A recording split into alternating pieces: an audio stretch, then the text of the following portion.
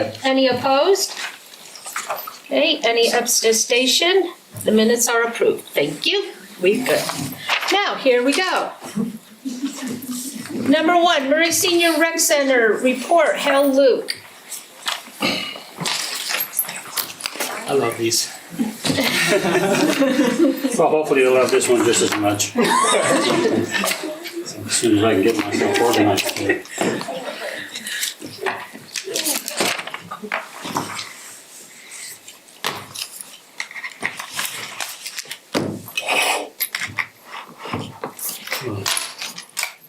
There we go.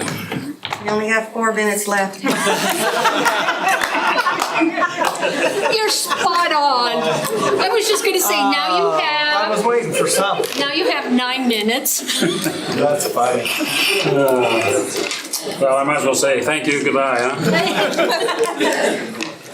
huh? Today, I want to do something a little bit different to help you understand why I think that Murray Senior Center is one of the best and is so popular in Murray. As you can see, I'm kind of leaning that way.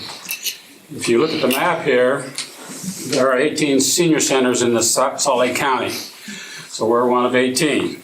As you can see, most of them are kind of headed in the northern part of the city, but we have all 18 of them. As part of my presentation here, I needed to do a disclaimer in the fact that I've tried to gather information from the websites and from different places, and so things may not be totally accurate, but at least it gives a good comparison on things that are why I think it's important. Okay, so to start off with here, best I could tell, the oldest senior center was in 1916, and then we came on board in about 1980, if I understand correctly.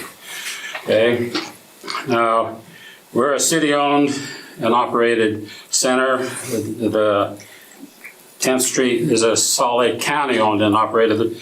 And most of them are joint, and probably most of the others are joint also. By joint, I mean that the city provided a building and some of the services. For example, I think some of them have a transportation service even. And they provide maybe a little bit of the funding, but the center itself is operated by Salt Lake County employees. And so it's operated by them, and they provide some funding too. Some of the money even comes from the federal money, as best I can understand, because, for example, we go to the senior center up at Mill Creek for Qigong, and they tell us every time, be sure and check in downstairs so that we can get the money. So I don't know exactly how that fits, but maybe some of you do. Okay. You? And maybe we'll find out sooner or later, okay? Yeah. So kind of a comparison between the access. As you can see in Murray, we allow people at 55 and older to come in, where you have to be 60 and older for the other county offices. We have a separate registration system, and the registration with the county, your card is good at every one of the offices. So all the senior centers is the same card. One of the big differences a lot of people see is the lunch situation. Kind of a simple con here is some people don't like paying $5 a meal, but hey, it's a pretty good deal.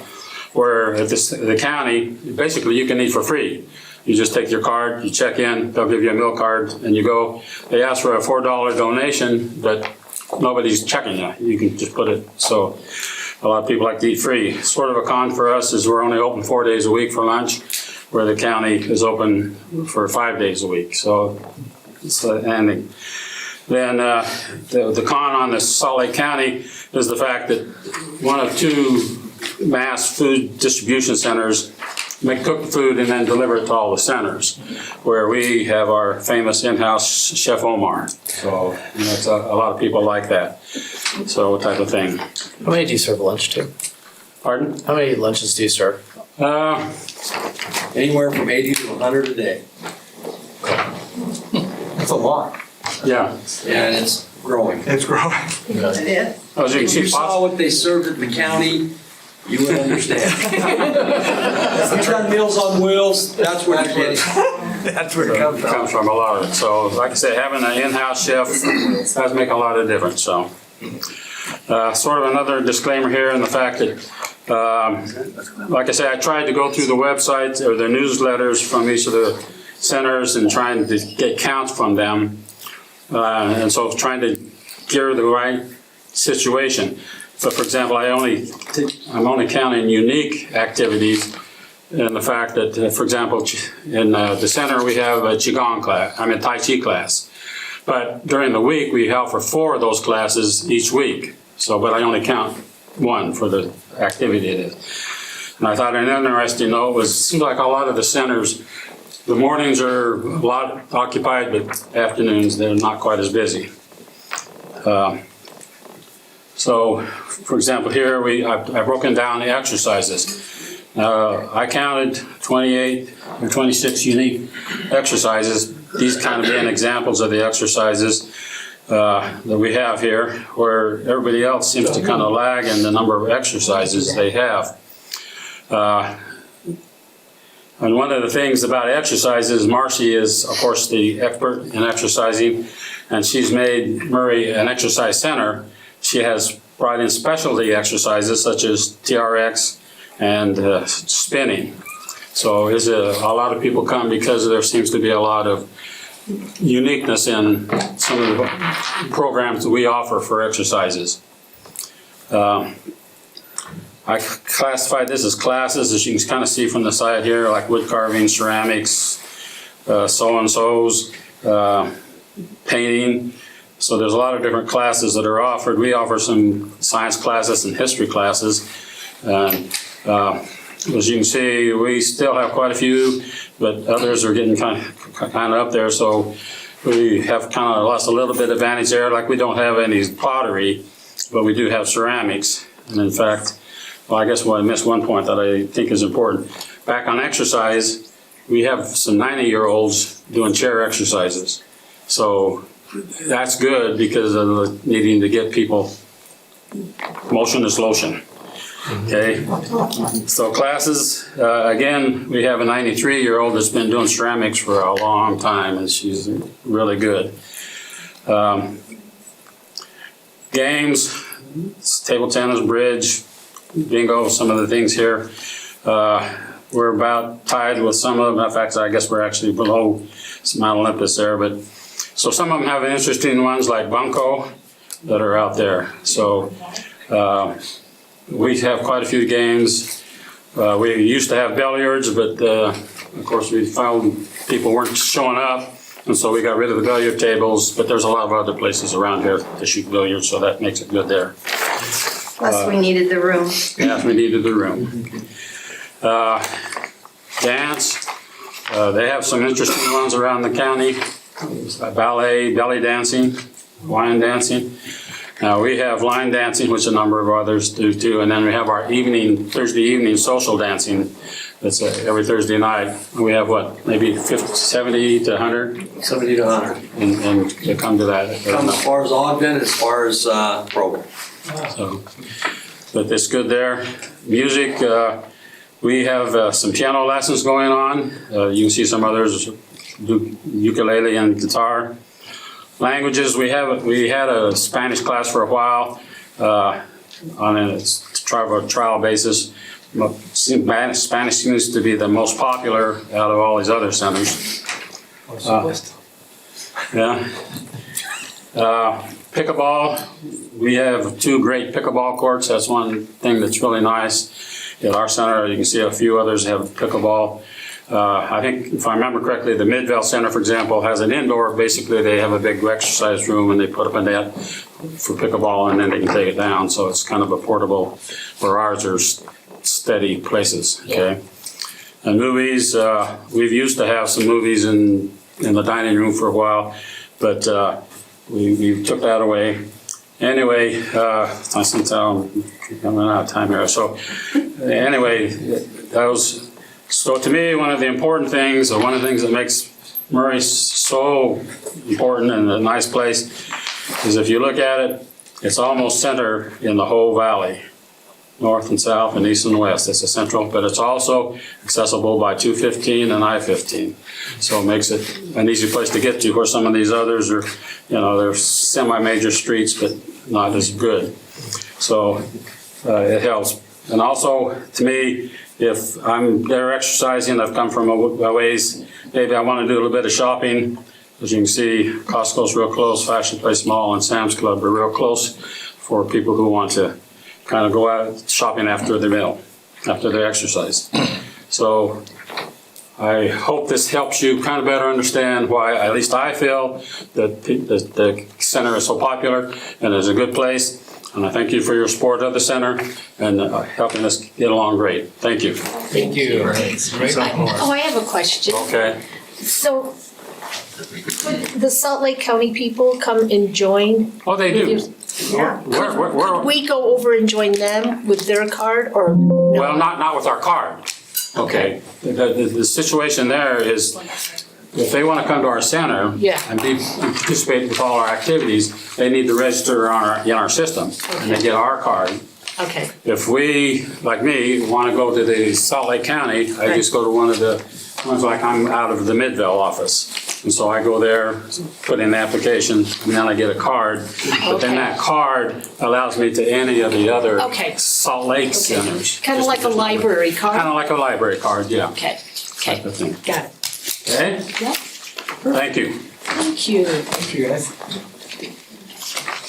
Okay, our next discussion is number 2, discussion on an ordinance amending section 13.40.050, parentheses, capital D, of the Murray City Municipal Code, changing fees in the Murray City Cemetery. Bruce Holyoke is presenting, and you have 15 minutes. Bruce wanted an hour, I can't do it right. You probably wanted 5 minutes. Well, I don't know if this will be as exciting as the Senior Rec Center, but Well, it's either that or this. You anyways, exercise, you live, Well, it's good to be with you today. Thanks for letting us present this to you. So this all came about by realizing that we hadn't changed our fees in the cemetery for quite a long time, and so we did some comparison with other cities and where they're sitting and found out that we were lower pretty much across the board, and so we thought we ought to raise the fees and talk to you about having permission to do that, so amend the ordinance. So to begin with, I'd just like to start with disinterments. And now disinterments are kind of messy, they're not that fun to do. And so we do want to raise the rate on that a little bit more than you might think. But as you see, the rate we'd like to bring it to is on a standard and a monument grave is $2,000. Currently it's $1,300 for a resident. And then a non-resident fee would be that same, all right? So that's that one. Then the reburial to a double death. You see, that's quite expensive. And that's not one of the most expensive ones. Salt Lake was, on that one, they're $4,600. And so we thought $3,500 would be fair, because we don't like to do them and we'd like to discourage people from doing it, having a reburial to double depth. Because then you have to, what that means, without getting into a whole lot of detail, what that means is that if somebody is buried in a single depth and they want to have a double depth, then you have to remove that and put it into a double depth. So then you can put the other one on top of that. I call that a double decker. Yeah, double decker. That's what I, So anyway, that's a very messy procedure, and it's kind of complicated as well. So it's labor intensive too, because you have to dig out around the vaults and stuff. So that's why the price is higher on that. So hopefully, if people want it, then they're going to have to pay for it. would you disturb other graves around if you do Generally, well, you're careful not to, Yeah. but that sometimes can happen. Okay. But generally speaking, it doesn't. So. All right, and then in disinterment, the next one is infant and cremains lot. All right, so currently it's $200, and we'd like to raise that to $300 for a resident. And on a non-resident fee, it'd be $400. All right. How do you, I thought there wasn't any more graves open left. There aren't any standard graves for adults, but there are infant ones Okay. still remaining. So Because I we was do wondering sell how you infant. would know non-residential and residential. I mean, how, What's the question? never mind. Well, if someone comes in, how Yeah, do you know who's a resident and who's not? Do you yeah, ask them? how do you know that they're not a resident? I mean, do they have a, Well, that's a good question, but usually we know that when they signed up for it, we'll get their address or whatever to know that they are a resident if they Okay. come in to buy the grave. So that's how we know. okay. All right, and then lots. So standard lots, we don't have any more lots available, monument or standard, so those prices stay the same. Somebody can sell theirs back to the city. That doesn't happen very often because they can sell it to somebody else as well and do it that way. But Adam and I need two.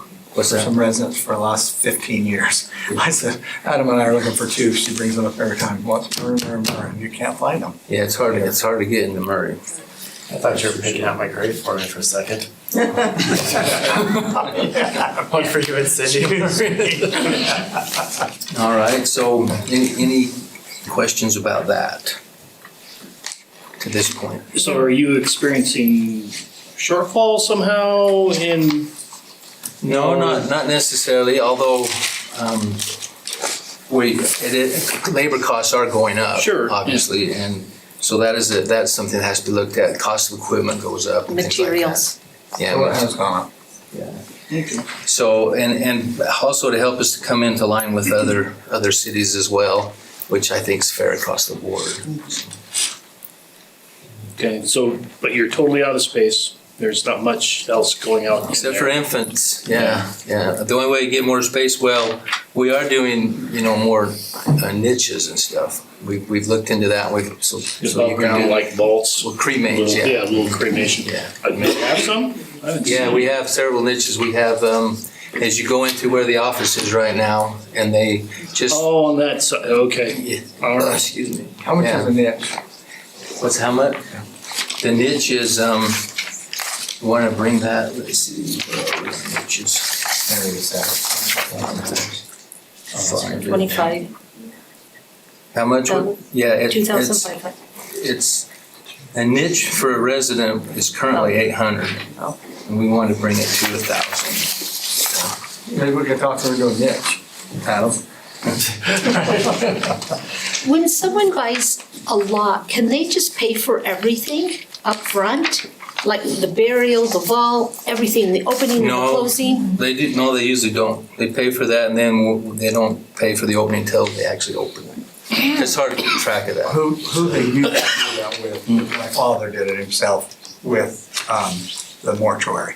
And then that's the one that handles all that. But my dad did something so that it had current cost, the current cost, even though he bought it 25 years Yeah. ago. They brought it up current, had the obituary in it, everything you needed, opening, closing. Yeah. So we don't do that, but the mortuary stuff. That's what we did. Yeah, we did that. Yeah, it's kinda- Okay, All alrighty. right. And then going forward, so lettering for niches, it's currently 200. We'd like to raise that to 250, just because it costs that much to do the engraving now. It's gone up. And the opening and closing one will stay this. We're recommending that stays the same for a resident, but for a non-resident, move it up to 150. All right. And then the standard and a monument for opening the grave, we are at 500 right now for a resident. We'd like to increase that to 700. And then for a non-resident, they were 750, and we'd like to increase that to 900. And then when they do a double depth for the opening, because you have to dig deeper, I'd like to do increase that to 950 for a resident and a 1,200 for a non-resident. And the infant and cremains lot for the opening go up from 200 to 400, and for a resident from 300 to 500. And then another thing that we have been low on and is costing more also is it's hard to do for after hours overtime. So we'd like to increase that to $300 an hour for, it's a minimum of 3 hours. $300 an hour after 3 p.m. Just because it's difficult to do those. And so we want to make sure that people aren't just taking advantage of, instead of coming during the day when it's cheaper and the normal rates apply, that we're compensated for that because of the cost of overtime and things like that. And then weekend is where we'd like to make it a 3 hour minimum, so it'd be $450 if on a weekend and a holiday for overtime for the burial. And that's pretty much it on these rate increases, fee increases. How much revenue do you anticipate this to generate? Excuse me? How much revenue do you anticipate this will generate? I don't know. I haven't looked into that, honestly. So I couldn't tell you for sure. I Sorry. think there's not a lot of, Do you have any questions? yes, how much revenue? How much, revenue per year? How much How do you much is anticipate increase? this will Increase The revenue. increase is not going to I don't think it's covered. increase your revenue that much, and I think you had a question, Scott. So we do have a perpetual care account, and that perpetual care account does not cover all of the expense of running the cemetery each year. Okay. So our general fund is subsidizing the cemetery, and we'll continue to do that. So if our So general, we're not making money. We're just trying to. We're not making money, we're not covering costs. Yeah. Right, yeah, you don't get into the cemetery business. Yeah. How much is it? I think so. I have a question. So I went and asked if a fence could be put around the cemetery because a couple of citizens came to me and asked me because they walked their 90-year-old father, and some of the dogs around there were doing some things that kind of made the 90-year-old man upset. And also, there's things that are being taken off of their graves, their loved ones' graves. So Adam mentioned to me that a fence could not be put around the cemetery. Is that correct? And why not? And would it disturb other graves that are really close to the sidewalk area? The only reason why I'm requesting a fence is that they have 2 openings. You go in and then you go out. And there's not a back opening or a side opening. It's just on that main drag across from the old, could restaurant. this issue be handled separately since it's not part of the hearing today about well, I'm just curious, did you guys look at a fence at all? Because I brought that forward. I haven't yet. I haven't looked at a fence. Kim? So we have looked at the fence in the past, a nice wrought iron fence around the cemetery. And I don't remember the cost, but it was several $100,000. Okay. And then the other thing is you still have the opening in and out. Mm-hmm. We did have an increase in thefts and vandalism I think it was last spring. Mm-hmm. We don't know why that is. The police officers did a better job of going through the cemetery. Maybe it stopped, maybe it was kids, who knows what it was. Okay. And then the other thing that I think is important to understand is there are a number of residents that use the cemetery to walk in and for leisure activities. So we would never fence it completely. Okay. Well, I wouldn't say never. If you wanted to fence completely, we could do that, but then somebody would have to come down at night, lock it, come down in the morning and open it back up. Okay. All right. Thank you. That's all. I was just needed that clarification. Thank you, Bruce. Thank you too. Appreciate it. All right, appreciate it. Okay, we are now on discussion number 3, presentation on the Love Murray campaign. Erica Brown presenting. You have 30 minutes. Erica.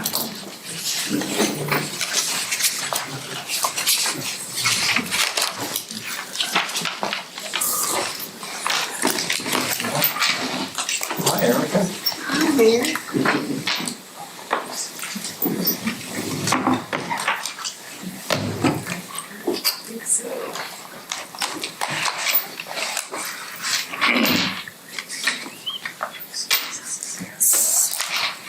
of your people are here. Some of your people are here.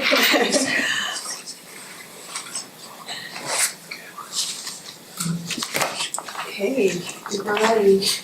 For those of you I haven't met, my name is Erica Brown. I work for the city in marketing, and I appreciate the chance to be here today and tell you a little bit. I'll speak up. I was requested in the back to speak up. Sorry.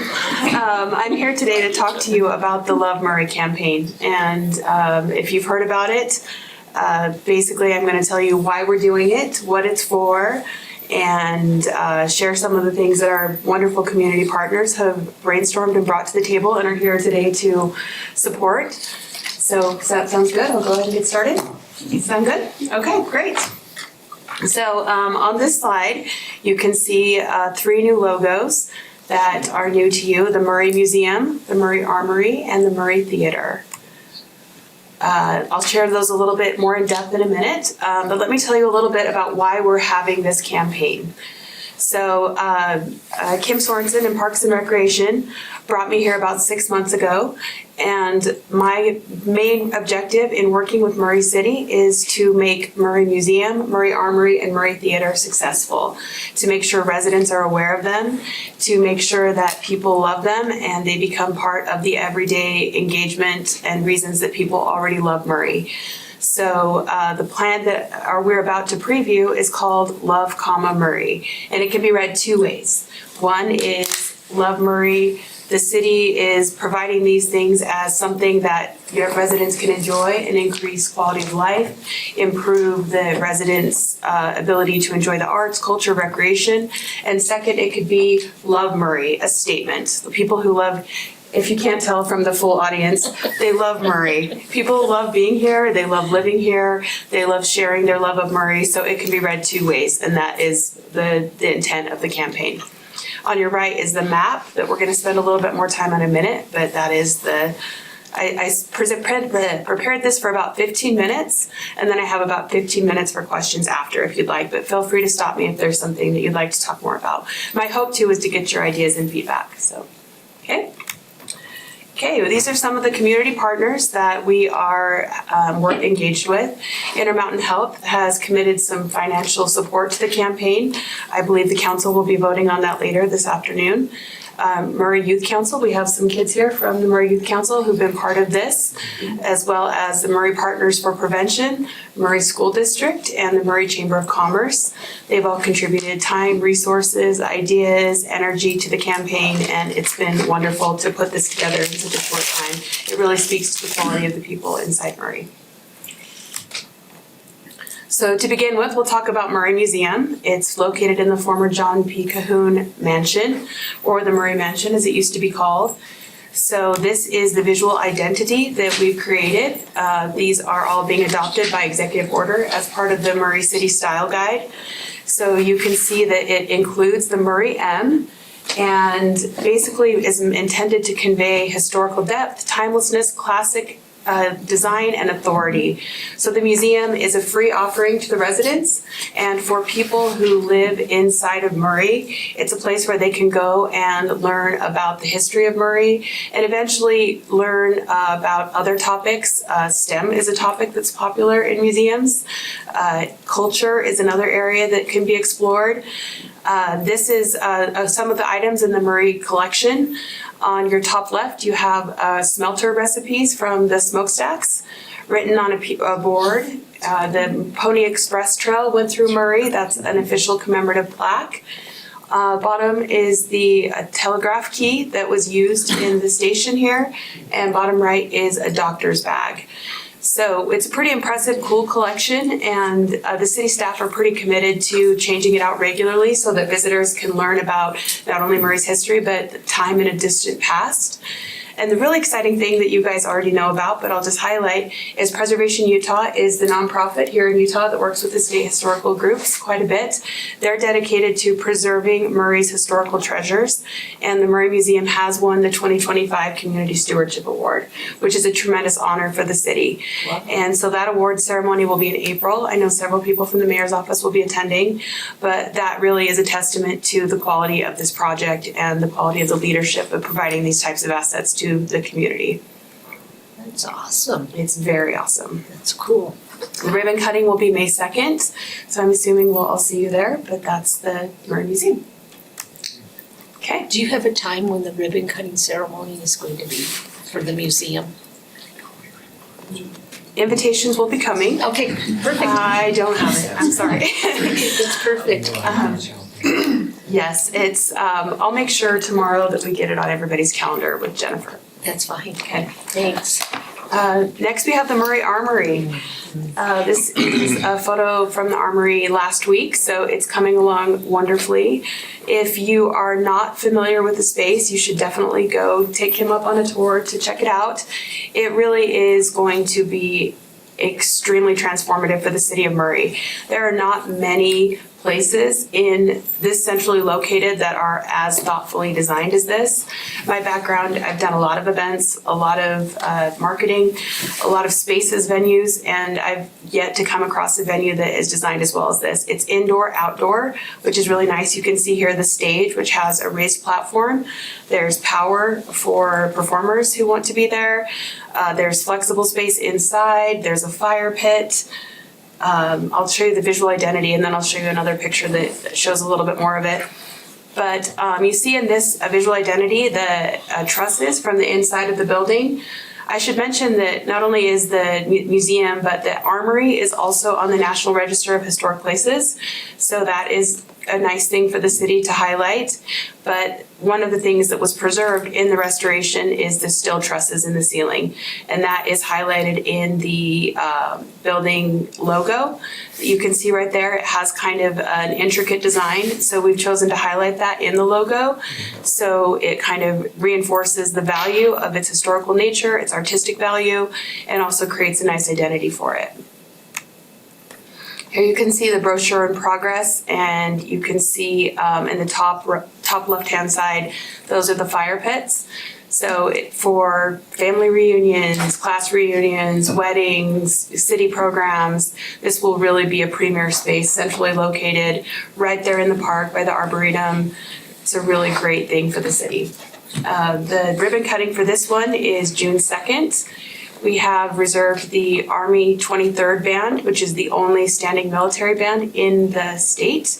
They'll be performing there, along with one of the speakers will be a former commanding officer of the unit that this was operational for. It will be a really great event, and then we'll also have open houses on the 4th of July for Murray Fun Days. Mondays. All the days of fun. Is that right? Any questions on this?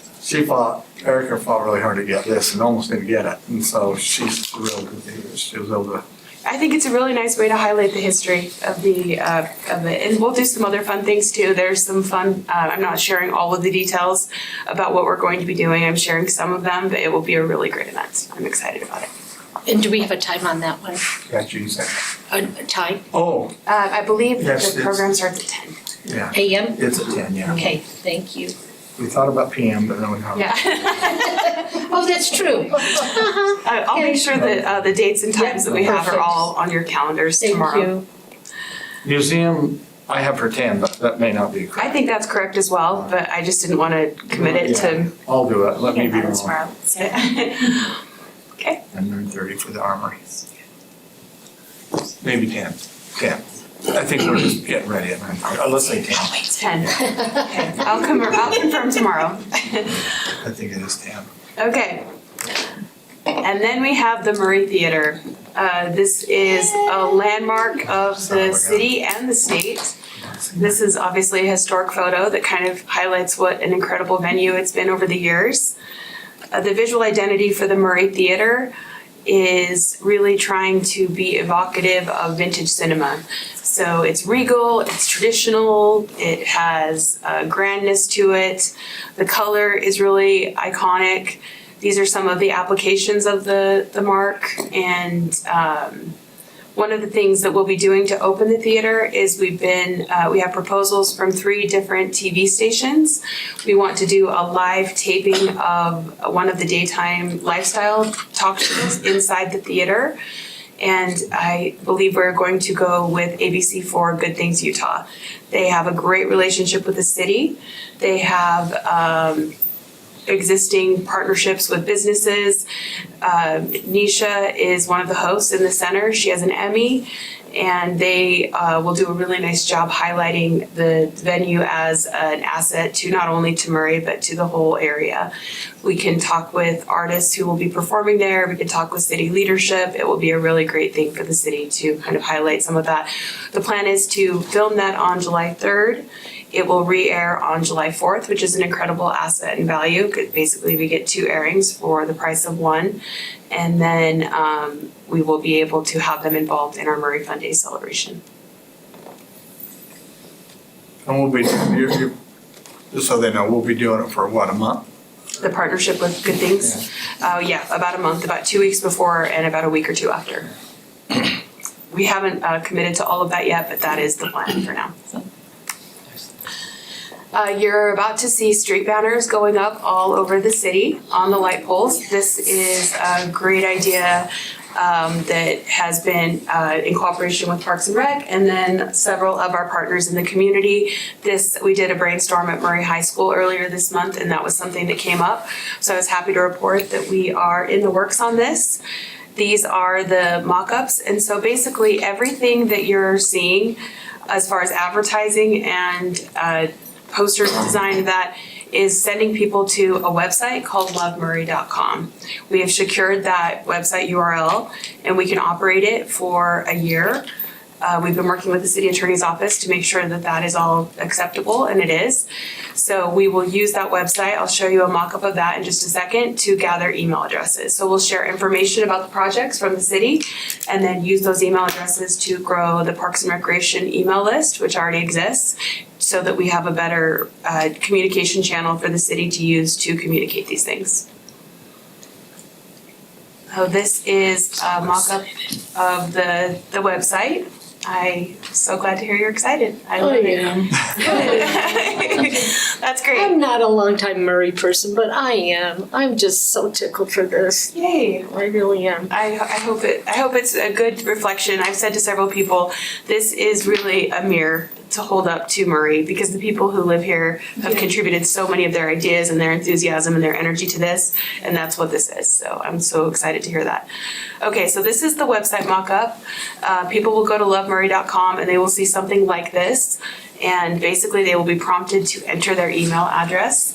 Once they enter their email address, they'll get a bunch of information that I'll share with you as we kind of go through the presentation. But one thing that I wanted to highlight again is the map. Here it is a little bit bigger. I gave each of you a copy of the map in bags in your office, but this is in progress, so this is not done. So this is a great opportunity for you to chime in if you have feedback on things that should be included. The goal is to make it as aesthetically pleasing as possible and highlight the points of interest. And that's a balance. There's, things that maybe could be added that aren't, things that maybe shouldn't be, but I don't know. So we've been kind of working through that. So 2 of the 4 historic districts inside the city are on the map. We have the Murray Hill Gardens Historic District and the Hillside Historic Districts. Some of those are not as well known. So I think it's a really good way to highlight the fact that these neighborhoods are historic and have character and value. We also have some of the, if you notice the bridge over the parkway, the artist is working on that. It's like a bridge for ants currently. It's a little tiny. So we're going to make that quite a bit bigger, and we're going to repeat it a couple times so that it... And there's 2 of them actually. I was going to right do next 3. to each other. Should I do 2? Well, there's 2 right next to each other. One just north of that. Where's the other one? I was just going to do 3 to highlight it's further more south. blocks. Yeah. So... That's all right. Please chime in on this. This is something, I think we're around 100 at this point. Yeah. I've been trying to get everybody's feedback, showing it to people, revising, showing it to people, revising. So, Now, the Parkway is my district, most of it. Sorry, Pam, it's a little tiny bit. What do you mean? Like, make it a big. So I'll talk to you about some ideas. Please. On what to include in there. I for the would love park. that. That would be great. Because you can see there's a few gaps. Ideally, the map is really full. You can see we're adding Cottonwood High School over on the right side, Murray High School in between the Senior Center and Fashion Place. And again, anything else that we would like to add. You can see here, I've kind of stylized it a little bit to give it a little bit more aesthetics. And so we'll probably do some stylizing like that. But ideally, this map becomes kind of the cornerstone of the Love Murray campaign. One of the things that I saw when I first started at the city, the library was nice enough to meet with me and give me some of their thoughts and ideas. And they have that beautiful stained glass window inside the library. And when I saw the rivers going through the stained glass, I did not know there were so many waterways in the city of Murray. It really is remarkable. And I thought if people knew that, they would really get their head around what an incredible place this is. And so that was kind of the start of it. And then kind of seeing this here, you can see how the city is framed by its natural places. And that's really special.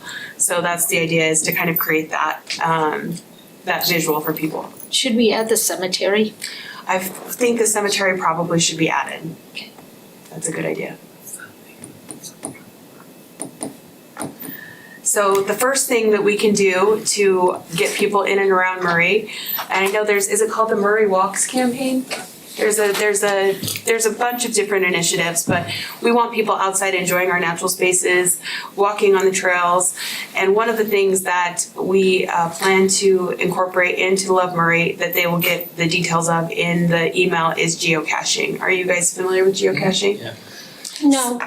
Okay, so it's okay. You go, there is a website you go to and you register a username. They don't reserve any of your user data. Okay. And basically you use it to get coordinates. And it's like a treasure hunt. Oh, okay. And so you will use the coordinates to go through the treasure hunt. And on the top right of this slide, you can see enamel pin designs for 3 of the projects. So for the first set number of people who are able to visit the treasure hunt spots, they could possibly get an enamel pin. For others, we'll have a Love Murray sticker, or there's just the prestige of checking in at one of the spots. It's just fun to treasure hunt for the sake of treasure hunting. So it's a great way to engage a different part of the community and get them outside, enjoying all of these different amenities, familiar with them, sharing them with their friends, and really speaking to the mission of this campaign, which is Love Murray, like getting them familiar and loving it. It'd be cool to have people check in on their social media of the city social media, a selfie of, look, we got this one. That's a That'd be great kind of idea. a fun thing. Yeah, that's a great idea. I love that. I find it hard to believe you've never played Pokemon Go. No. No, that's hard for you to believe. No, Nintendo, no, sorry. Okay. These are some photos from our brainstorm at Murray High School the other day. There's, again, some of the students here, and we're so helpful, as well as some of our business partners, community partners.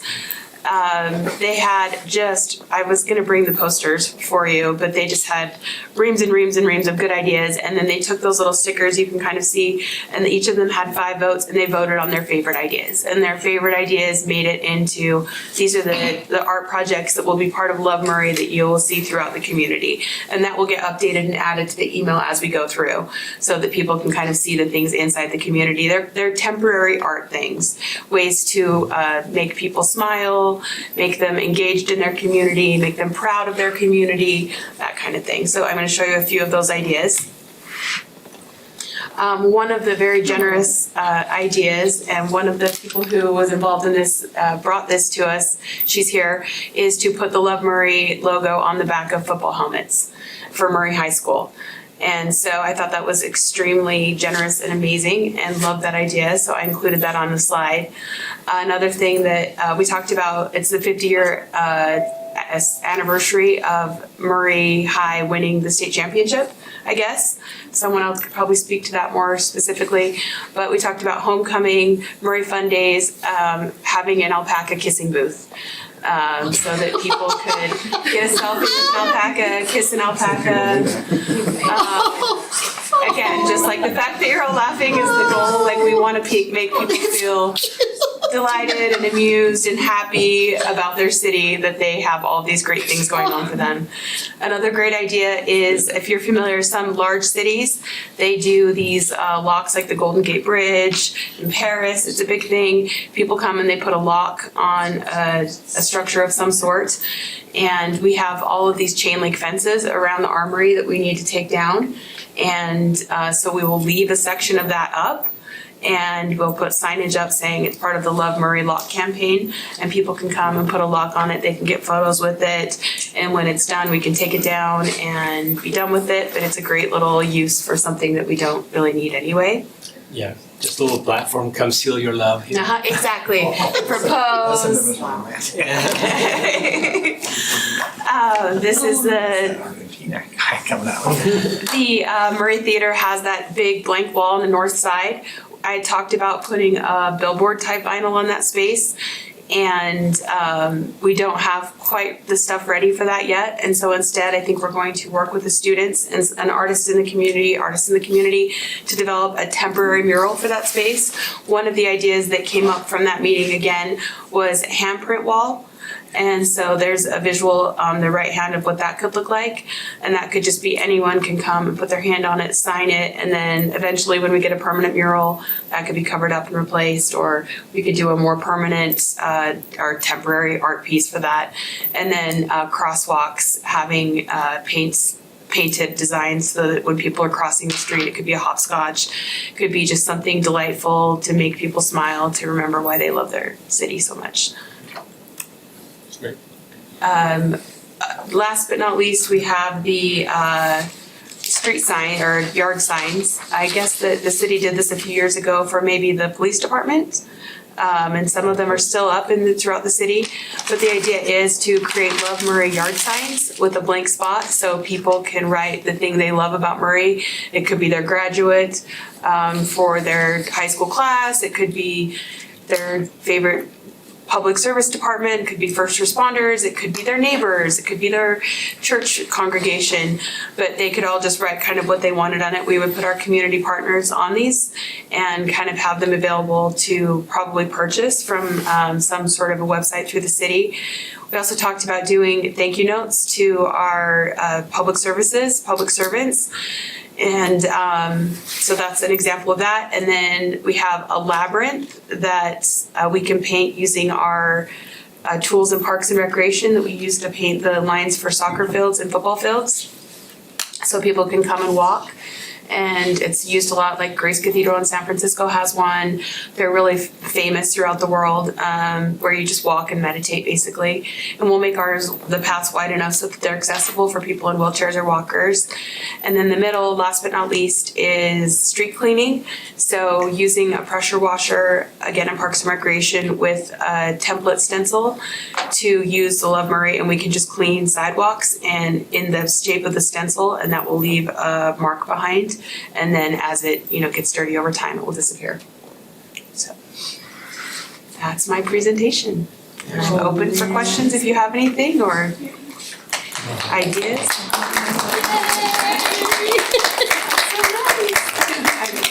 I think that's the first time anybody's ever applauded a community meeting. Thank Good you. job, Erica. That's so nice of you. I would love any of your ideas. I'm So- obviously here, but I have questions. Okay, please. Let's go to the art for a second. You have a lot of good ideas. Why are we going for temporary pieces instead of permanent? there's a lot of answers to that question. The shortest answer is that my purview is marketing and this campaign, and that is not permanent art for the city. Don't know if I like that answer. I fall under you guys. If you ever want to fund money to do that kind of Yeah. stuff, this is more for the, like you said. Well, and if we wanted to leave some of these, there's no reason they have to go away fast. They could be recreated, it could be something that we, and we could keep them up longer, we could make them more permanent. It's really just, my goal is to not disturb anything for too long. Okay. And then artists who are doing like the mural and other things, are they being compensated? The current plan is, I don't have a huge budget from the city. I actually have a very tiny budget from the city. That might not surprise you. So my plan is to purchase supplies. I would love to compensate artists. That would be a dream scenario. But that is not the plan. Did you get us a little money? That's what I'm thinking. We do a budget opening. That would be great. I would prefer that. It's just not the world I work in for right now. Great questions. Thank you. He's getting nods from all you already. Still processing. Yeah. No, as I was thinking about the parkway, so many things that could be highlighted from that. You know, we have, as I walk that every day, I see people bird watching, constantly bird watching. I see younger kids rat watching because the rats swim in the river too. They're kind of fun to point out, and kids throw rocks at rats. It's a kind of Riverview used to be known as the River Rats. the Still are. kids have a lot of fun with that. We also have an equestrian trail through there, which is unique for the valley. That's a really good You point. know, that I that's, hadn't you know, considered. to have on the map either the bird watching or the horses, you know, going through there. We have the nature center there that every elementary school kid goes to that, and it's just a gorgeous little area with a couple of little ponds, and they learn about wildlife and plants and things like that. So it's just there's so much there. I love highlighting the greenness of our city because we have that park, we have the other parks you listed on there, the golf courses. I just think it brings freshness to highlight some of the nature because it really is a gem as you walk through the parkway. You almost don't hear any sounds of the city. Yeah. The bird sounds are sometimes louder than the cars, and it just takes you away for a second. So I'd love to see a little bit more of that on that map. That's wonderful feedback, for sure. I can So work on that. when does our annexation take effect? July 1st. I mean, maybe to get them kind of excited to be part of us, you know, like to be soon or something like a shaded in area. I mean, And because they're not on there. what you'll see, without saying a whole lot, is, so this right here, our goal is, like she said, the three restorations that we're doing on our buildings. But after seeing Erica do everything she's doing, there may be more down the road for her to be doing. And More that, restoration of buildings. what's that? More restoration of buildings. Marketing the whole city. Oh, She's not budgeted to market the whole city, but okay.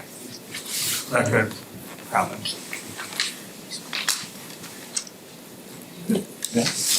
I would, on the map, I would like to see more on East Murray. I don't know what, but I know you're adding Cottonwood, but it is kind of sparse right there. But I don't know what, off the top of my head, what to add. So we have the new park up there that we took over from the county.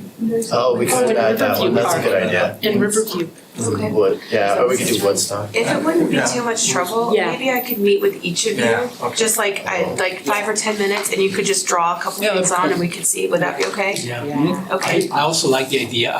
Have you seen Eric Dowdle do the Of course. city Uh-huh. drawings? Have one of our artists create something that kind of gives that kind of a view that maybe could be created into a magnet that people could, you know. That's what we're hoping for with this. That's the goal. It's not there yet, which is one of the reasons I was like, is it ready? This is like closer.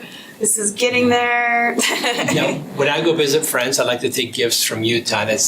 I can't find Murray gifts. I'd love to be able to take a little magnet of either that Yeah. map or Yes. the little drawing of a city or something that just says, hey, look, Murray. When we're done, I hope it's this. That's what we're hoping this is. Cool. I'm excited. Yeah. Thank you. Okay, thanks guys. I appreciate you. Erica. Thank you.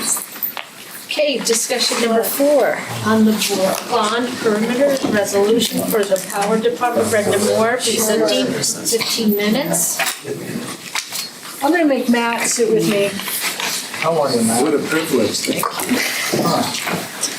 We get that. Fred's back there, but- Can you introduce Matt? Yes, I will.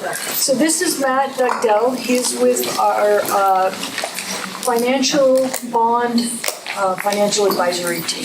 So he helps us work with the attorneys, decide bond structures, all the options. That's his expertise, not mine. And so he's just gonna sit here, and kind of help with this. Let's see, we need to probably put this back in here.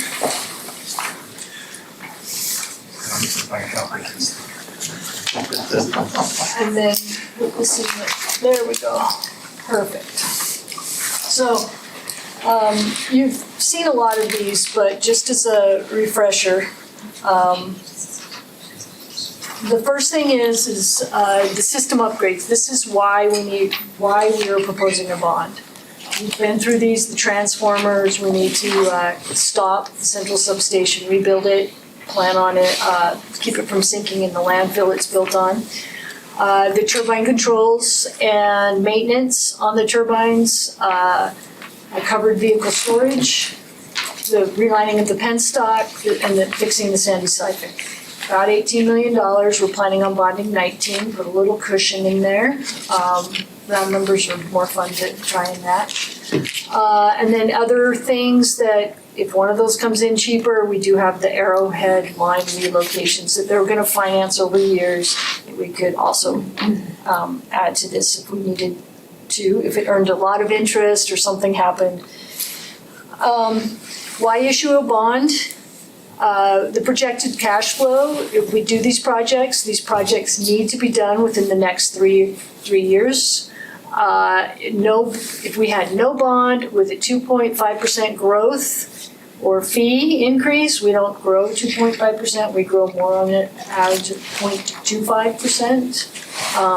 Starting in February 2027, our little black line of cash is way below our line of where the reserve should be by both our ordinance and it's just good business practice.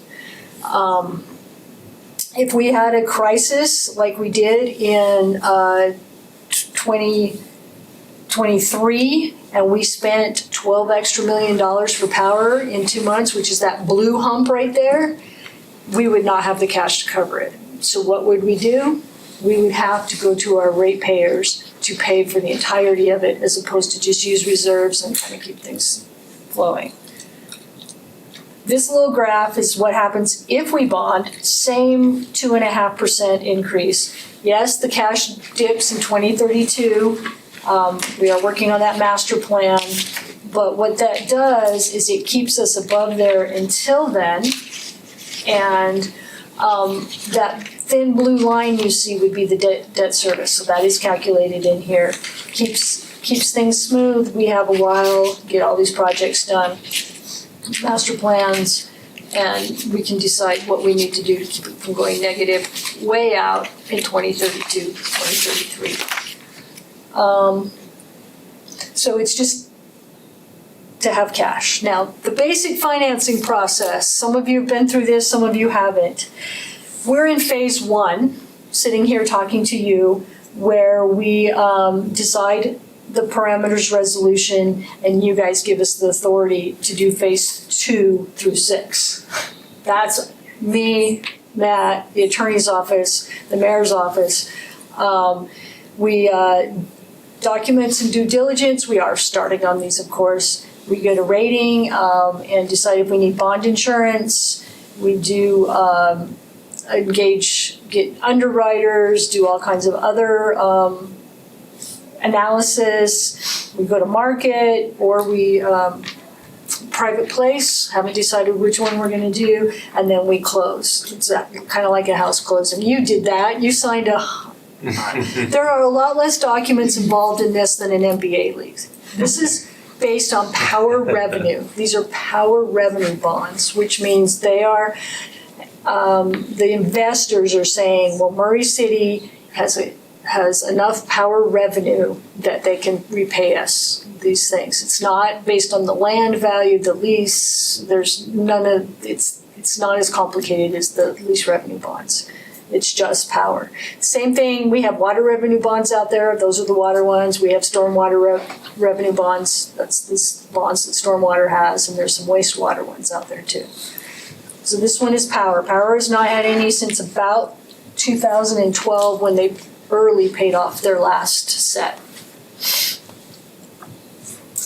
So what you're going to be voting on is bond parameters. And as Matt just told me, it really should be called bond perimeters. So this is the cage that we have to do these in. Maximum par, 25 million. We always put extra in there. Not gonna go for 25 million, we couldn't afford to pay for 25 million. We're gonna probably go for 20. It has to be 21, 21.5, who knows, but. The second one is maximum interest rate is 6.5. I don't know what the rate is today. We're anticipating around Around Around 4.25. four. Somewhere 4.5. which right now is pretty impressive. It's not too bad. Maximum term, 30 years. We may decide to go that long, but I'm thinking more 20. Most of the stuff we are purchasing will last 20 years, so it's just like anything else. You don't want to be paying debt on something that you've already consumed. Maximum discounts, 2%. That means that we would not sell the bonds for less than 98% of par. It's kind of a non-brainer. We're gonna get a premium. Our rating is gonna be good enough. This is what happens when you have a double B or a B rating or don't have the coverage and not a well-run power company. That would be a discount. We sell all of our bonds at a premium. Our city's highly rated, depending on which ratings agency you talk to. Power department is well-run, has very little debt. This would be its only debt. So we will sell at a premium. Unless we private place and then it's just sold at whatever.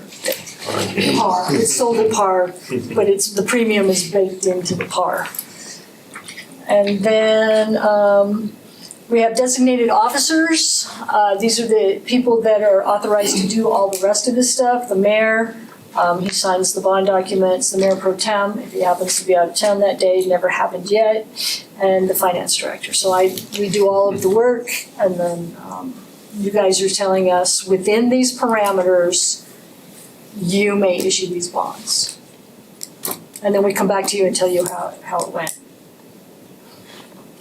So, the city's process, we adopt and authorize the bond parameters resolution, notice of bonds to be issued, and notice of a public hearing. The city holds a public hearing, and then we undertake our activities, drafting a preliminary official statement, procuring bond ratings, selling and closing the bonds, and we have to use the majority of the proceeds within 3 years. Not all, but the majority. And it is timed that way. We should be getting, placing those transformers in 2028, April. So we're right in that. And that's the majority of the bond.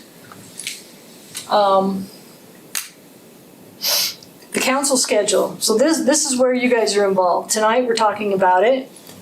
April 15th, we are considering the parameters resolution and setting a public hearing date.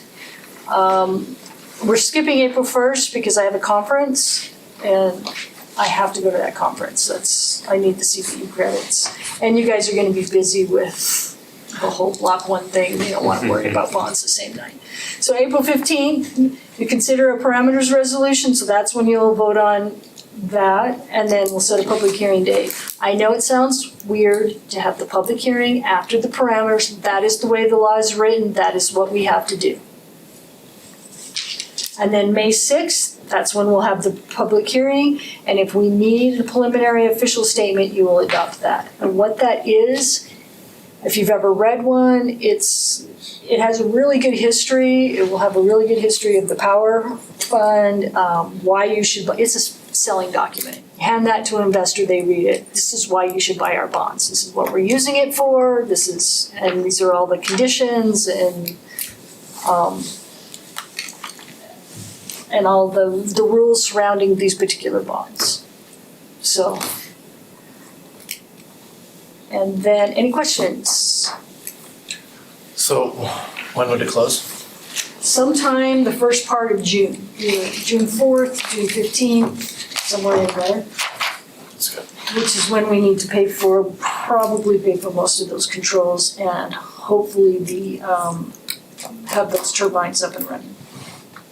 So hypothetical question, I know it's not gonna apply to this bond, but say the federal government revokes tax exempt status for bonds, how much more would this cost us? Probably the That's- 6.5. Probably, that's a great question. That is on the table. We're hoping it doesn't happen, but you could probably count on 25-30% additional rate, so multiply that. So it could be upwards of, yeah. If we're 4.25 today, it could be 6%, 6.5%. Can we get this done today? So let's do it. This has to be done by September. Continuing resolution going. Yeah, so Okay.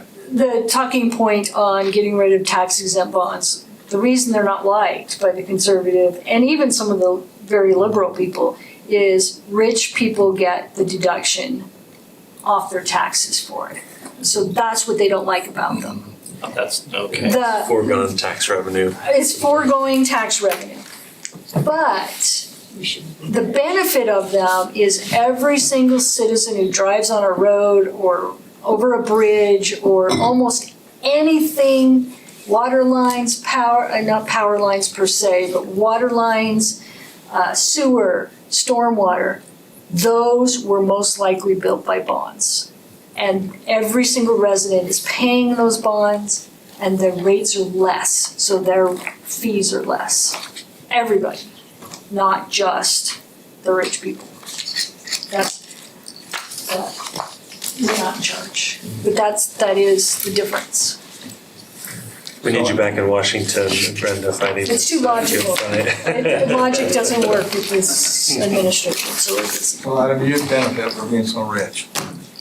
I'm rolling in with my city Well, council money. Truthfully, some of your 401ks probably have some of these bonds in there, or some of your, but not a lot, because it's not really smart to invest in tax-free stuff in a tax-free thing. But they do. So, okay, any more questions? So you'll see me back on the 15th for this. I have a question. Why do we have to redo the penstock? Because it wasn't done correctly the last time we redid the penstock. Water is corrosive. Well, running water, fast running water is corrosive. And so occasionally you're gonna have to reline the cement pipe that things are running down. We have to do it with water lines. Of course, that's the dirt around the water lines, it's corrosive. But, so we have to redo it. We tried to do something that wasn't, it was cheaper. Hindsight's 20/20, didn't work. There are different companies that do stuff, and we're gonna do it again and do it the right way, the same way that all of the water companies using some of their, because they do this all the time. On all these upgrades, do we have to do them all? Or should we just? Yes, well, you can talk to Greg, but I would, they are all necessary, they're all needed, they all have consequences if we wait. If we don't do that $1.5 million building, that's great, don't do it. We have a $700,000 machine sitting in the sun. The sun is corrosive. Well, you look what it does to our skin, but it does that to hydraulics and plastics, and it's sitting out in the weather, so rain, snow. So we can replace those much quicker, or we can put $1.5 million in a building and keep those longer. So that's kind of the trade-off. And we have to do the transformer. I mean, we have to do the substation. We can't, I don't know what's underneath there and what the next thing that's going to finish, what would you call it, decomposing, and how it's gonna move. I don't wanna be the one that has the power go off in Murray because the transformer quit working because it's 30 years old or whatever, so. so Pam, to answer your question, we wouldn't bring anything to you that we don't think is needed now.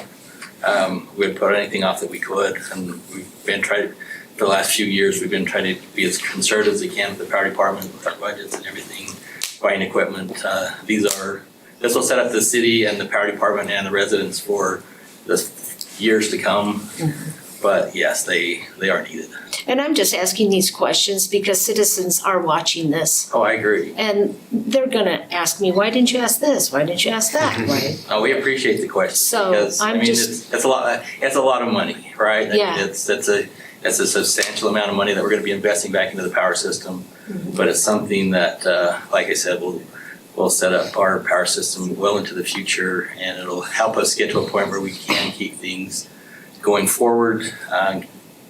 Proper maintenance, proper preventive maintenance, reactive, or not proactive instead of reactive maintenance that's kind of been done in the past. So yeah, we're to the point where we really want to make a difference, and these are needed. So. And you can come up here, Greg, if you want. Can you, just for the citizens that are seeing this on the screen and all that, can you just explain the Sandy? Yes, what? The Sandy?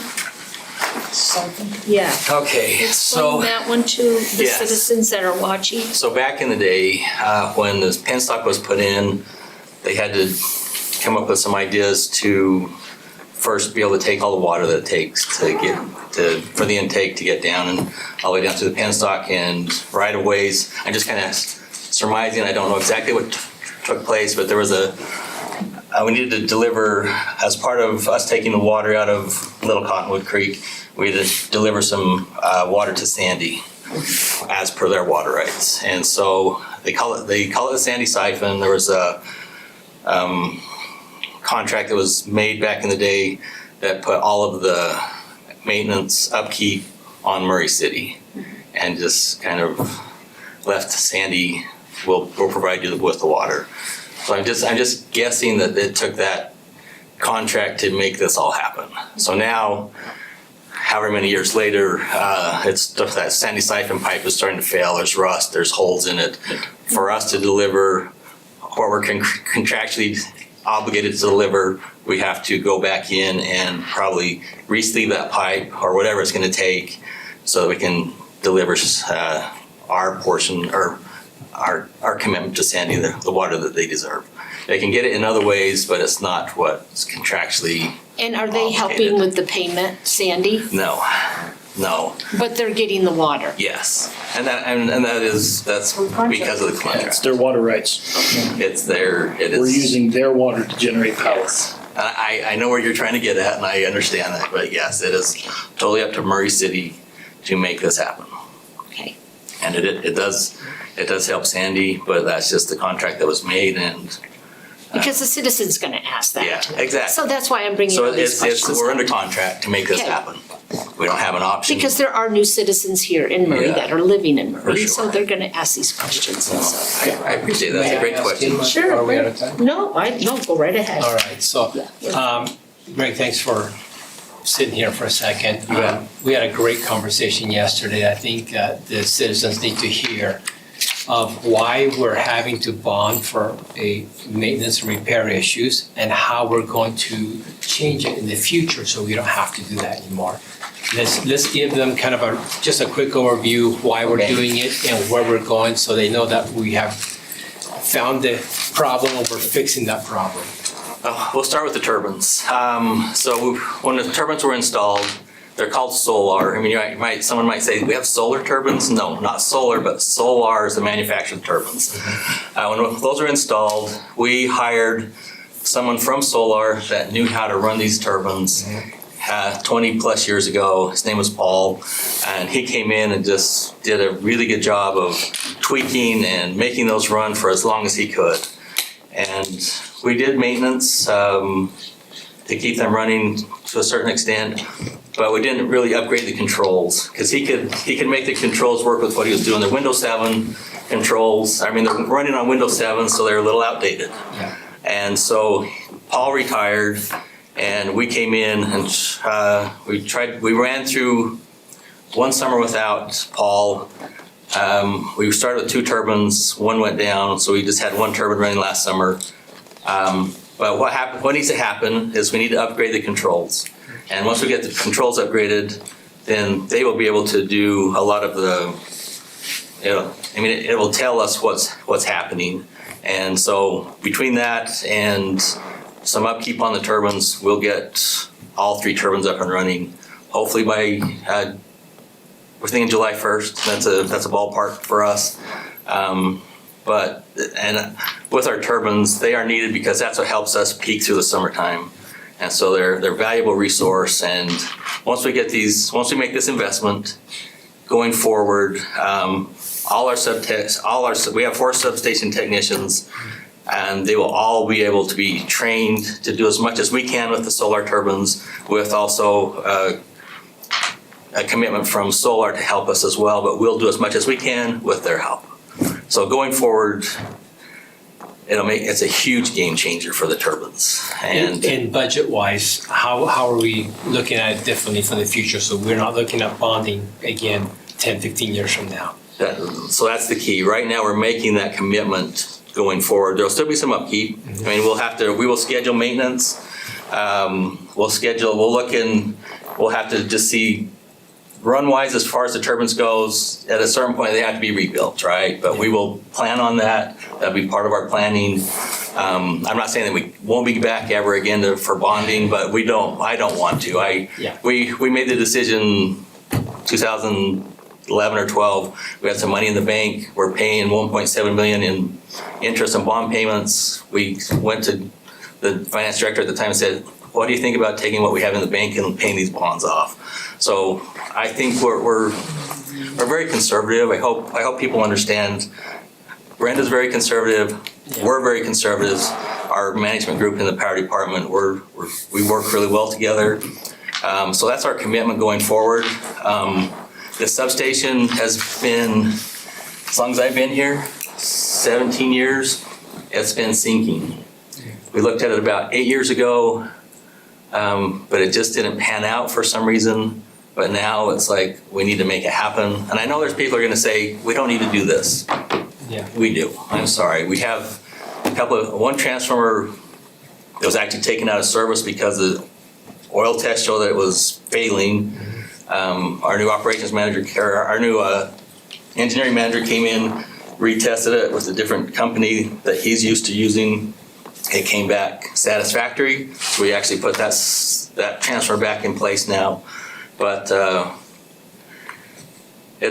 and the whole upgrade of our system when we went to 138, this was the only substation that didn't get major upgrades.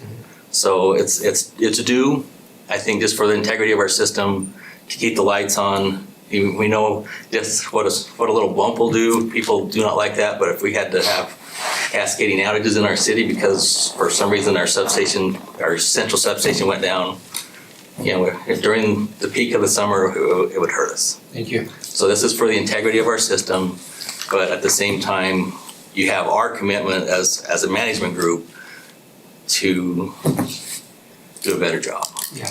I think the citizens need to hear that, and I appreciate you coming up here and saying that. No, and like I said, I know it's expensive, and I wish it wasn't $20 million. I honestly wish it was half that or a quarter of that, but it is what it is, and we're willing to take this forward and make it work. And so you have the commitment from our power department that we will not get in this bind again. Thank you. Appreciate that. Can you tell me what the power bill is gonna look like for a family of 4 yet? No, because I can't tell you after they do their master plan and rate study. There won't be anything on the bond though. It won't change anything now. We can, according to my thing, if we, at the end of next times, we have a rate increase happening in August. And then if we did, which we haven't done the rate study yet, but according to this chart, if we did a rate of 2.5%, which is not a lot, I don't know how many dollars that would be on an average house. If we did that every year, we'd run out of cash eventually, Okay. but it would take a while. So the rate study that they're gonna do after they get their master plan done, just like Water did, Water brought them all to you at once. They'll Yeah. probably do theirs a little Okay. bit slower. Okay. Because we'll need to have that done by next July so that we can move back to just being on the year cycle and not an off month. It's really hard to calculate. And then, so we will be ready to know, do we need to do a 1? Do we need to do a 0? Do we do a 3? We don't know. Okay. Alrighty. I mean, Yeah. the master plan informs, and then we reestablish and we do a rate study just to make sure, just like Water does every 5 Right. years, that's what we're gonna be doing. Okay. We Thank would you. prefer smaller incremental increases instead of great big. As most people would, yes. Yes, and so we went a lot of years without any increases. Right. That's not anybody's fault, I mean, just the way things worked, but going forward, we want to do them in a small incremental way that's less impact on those that, we talked about fixed incomes and people, Yes. just everyday citizens, we Yeah. want to impact their bottom line as little as possible. Okay. All right. Any more questions from the Yeah, council? I just want to stress how important it is that we upgrade what we have, because we're so fortunate what we have. But one turbine definitely is not enough for what is coming. I mean, we can't keep surviving like that, so we do appreciate all what you guys do down there. And We did have a meeting, Mayor and Brenda and anyone that, we talked about doing incremental one term at a time. So Right. let's see if we can do this in phases, and we just realized that's what gets us through the summer. Right. That saves so much money in the summertime, Sure. so they Yeah, 'cause- just, we need them all, Yeah, buying power from the open market is not the way to go. for sure. Yeah. Yeah, when we have that resource that's there, and if we spend a little money, it'll save us Yes. money, so. Okay, any others? No. Thank you. Okay. Thank you. So much, you got the map, thank you. Can we applaud them too? No. We start that new little, Tradition. yeah, new little tradition, we applaud everybody. We can do that. Okay, discussion item number 5 on an ordinance relating to land use amends the zoning map from R-1-8 single-family low-density to R-M-B residential neighborhood business for the property located at 1300 East, 6500 South, Murray City, and, Zachary Small. Me. Here. And that was David, No, it's not. because it says David Rogers in the. Oh, yes, David is Oh, yeah. out. It does. He's doing an event, so he is not here. So it's me. Well, welcome. Thank you.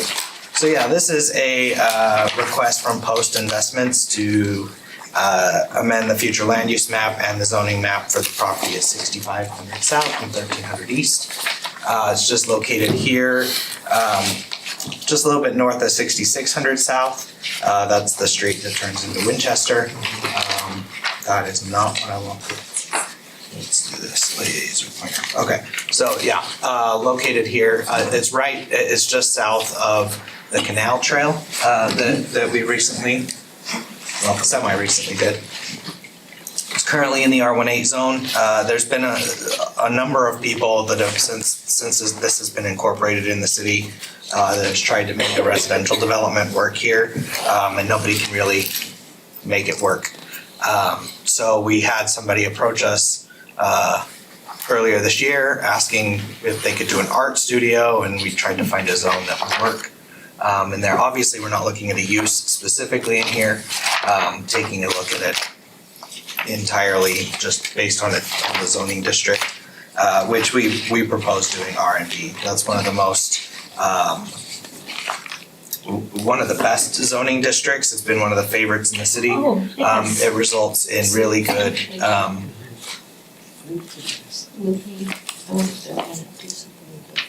sorry, was there something? No, Okay. no, go ahead. No, so wanted to make sure, yeah, so it's one of the best zones in the city along 9th East on the west side of the street. It's resulted in a lot of high quality buildings. Yeah, so the low density residential district, In the general plan, it calls for single-family homes at varying degrees and low density. The residential business district has just one corresponding zone, which is the R&B. And David wanted to highlight that it should be applied with nearby recreational areas and wanted to cite the canal trail there as an opportunity spot for that R&B. Why is that part of the zone? What? Why is the recreational areas? So it's not, this isn't the zone, it's the future land use map. So when we're looking at future land uses, and residential business should be near, so it's a lot of things, right? So provide services for nearby residential and or recreational areas. So, somebody could be hiking along or walking along the trail or something, and there's like a cafe or an art studio. Okay. They could go and, check it out. So that kind of stuff. Zoning standards here are R18 is 35 feet for height, R&B is 20 feet, and it can go up to 30 feet with a conditional use permit. So it's lower than your typical residential home. Front yard setback is 25 in the R18, it's 20 feet in the R&B. Rear yard setback is 25 feet, in the R18, 20 feet in the R&B. 8 feet for side yards on both, and then also corner yard setback, that wouldn't really apply here, but it's 20 feet. And parking required is 2 spaces per dwelling in the R18, and then it's kind of based on use, what use they're proposing to do on the site. Typically, it's somewhere between 4 and 5 spaces per 1,000 square feet, typically. How many square feet is this? Are they doing a repurpose of the same building, or are they gonna rebuild? They want to do a repurpose, yeah. So, how much space is there on this? That's a great question. 0.6. 0.69. It's 0.69 acre, but the building itself. Oh, I mean, you can kind of see here that. So it should be plenty of parking. It should be more than enough. We've looked at it, because we wouldn't propose a zone if it wasn't gonna work. I apologize, like I said, I was filling in for David. Okay, so, let me get through here. Oh, apparently I didn't put in the finding slide or the It's in their recommendation. packet. It's in their packet? I don't know why it's Oh not wait, here. no, it's not. I didn't get it here. Yeah. Okay, well, I did. you did. I thought I did. They're friendly there. I read through it. Slides is based on. And I swear I read it, but, okay. So yeah, there were, I don't think there were any public comments. They had a meeting, I think, on January 5th and voted 7? All of them? Yes, 7. Okay, 7-0, so they were all there. Yes. To forward a recommendation of approval to you guys, so. And there was Questions? no comments from citizens or No, anything no. like that? And as of this date, there isn't any? I haven't received it. Okay. I have a question on conditional uses. Yeah, So, you can't do drive-throughs for lunch facilities, health food facilities. But banking and credit union services are conditional use with the drive-through? that surprises me, but. It doesn't have the without drive-through on that one, so I was curious. It would probably be something that we would look on a case-by-case basis, but, which I think it would be pretty hard for us to say yes if there were other things that said no drive-through. That's what I was thinking, Yeah. like this seems It seems but I was consistent, gonna- yeah. Okay. That building's about 6,000 square feet. You said how many spaces? So it's kind of complicated, so it's a gross of 6,000 square feet, but our parking requirements are based typically somewhere between 4 and 5 per 1,000. And that's usually based on net square footage, so you would subtract So out they're gonna, like- hallways. You would subtract out okay. hallways and bathrooms, things that aren't So they usually probably need occupied. some like Yeah. 7, 8-ish. They're probably gonna need probably 15. 15? That Okay. number rings Okay. in my brain like that's Can what you it is. get 15 on that? Oh yeah, most On of that them. back area, Yeah, that's that pretty back big. area is pretty large. Yeah, it's huge. Yeah. Yeah, any other questions, guys? Okay. Do you have any other questions, council? Thank you. Okay, our next discussion is number 6, on a resolution approving amendments to an interlocal cooperation agreement among Murray City, Lockdale City, Director City, Sandy City, South Jordan City, South Salt Lake City, West Jordan City, West Valley City, relating to the operation of the Metro Fire Agency GL will be conducting. I think this will be the most inexpensive item agenda tonight for this meeting. I've asked, That's good, because I've asked the fire chief to join me. I'll have him nod his head or shake his head, depending on what I say. I'm here filling in for Doug. He's asked me to take his role tonight, and I'm happy to do that. This is an agreement we've been in for quite a few years with these other agencies. And the idea is that the fire agencies in the valley get together and have a venue where they can do several things. And one of the, I think, important things is they can go through the procurement process and offer for each agency sometimes a better price than they can get on their own. But as far as the agency is concerned, it's run by a board of trustees, which is the chief executive officer of each city. And then it's got an operational section, which is the fire chiefs. The fire chiefs know obviously the day-to-day things. They advise that board. Whoever looked at this last decided that operations committee really isn't a public body. Doesn't need to go through the whole process of going through the public notice and all that type of thing. They advise, there really isn't, I can't see where there's any money that comes into or out of this organization. And for that reason, they want to do away with the budget requirements. You're talking about a group of people who follow rules, right? And one of the rules is you prepare a budget and there's no budget to really prepare. So that's the idea behind this is to eliminate the one as a public body because it really wasn't a public body and eliminate the budget requirement. It's cut and dry. I have no question. yeah, so you're getting rid of the budget requirement. So, but I was kind of confused by the next paragraph down where it talks about fees and assessment may be imposed as part of the budgeting process. Mm-hmm. That is, my understanding, that has never happened. Correct. We've never had a budget, Okay. as far as I've been a part of it. Okay, And, but you're not we have- eliminating the next paragraph. No, there's always that possibility. Oh, okay. And if that did come into play, we'd probably be back You and talk just about it. leaving like some flexibility in that. Okay, I was like reading this. That's a good question, yeah.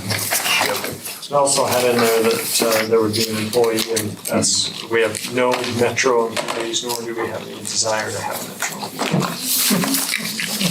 So, Okay, gotcha. Okay, yeah, it's too easy. when it comes before you, I think in another 2 weeks. Yeah, 2 weeks. 2 weeks, okay. Is there anything else? If there's no other business, I will adjourn this meeting. Thank you.